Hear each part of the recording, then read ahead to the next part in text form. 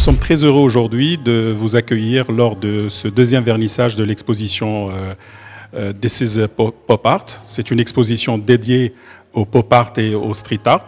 C'est la deuxième exposition de la Art Gallery, donc une nouvelle galerie installée à Bouskoura Ville Verte. Donc on est aujourd'hui très heureux de présenter un certain nombre d'artistes à la fois étrangers, internationaux, mais aussi marocains. Des artistes qui ont travaillé sur le pop art et le street art.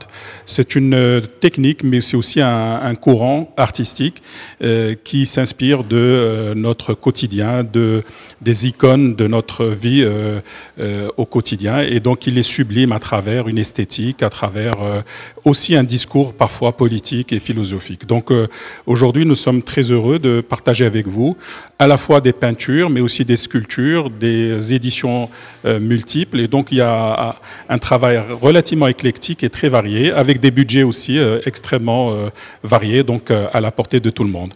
Et voilà, donc ce projet-là s'inscrit un peu dans l'animation de la vie culturelle au niveau de la ville de Bouskoura. Et nous sommes très heureux de pérenniser ce projet et de le faire avec un certain nombre de partenaires. Aujourd'hui, nous sommes ravis de présenter ce projet avec mon partenaire Lotfi Taha, qui est le propriétaire de la galerie Nomad Art Gallery.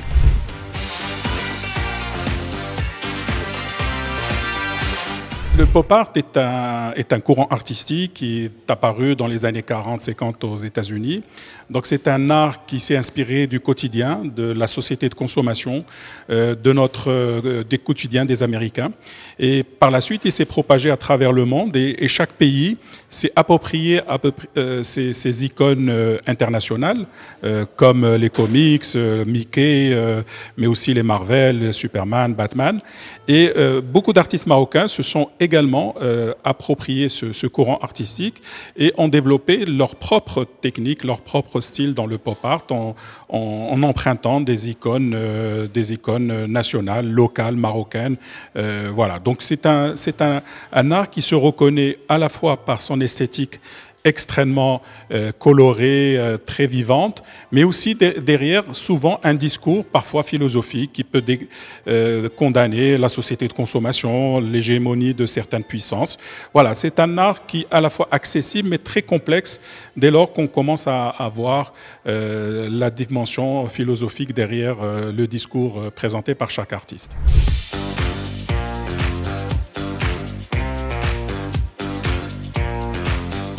Bien sûr, le pop art peut être la source d'inspiration de beaucoup d'autres artistes, notamment le cinéma et la musique. Et donc, c'est un travail dialectique entre les différentes arts, que ce soit la musique, le cinéma, les arts plastiques, mais aussi la vidéo, les installations. Elles utilisent toutes ce médium qui est l'art populaire, l'art de la rue, pour permettre de toucher le plus grand nombre, à la fois par la dimension esthétique de cet art, mais aussi par le discours philosophique qu'il véhicule.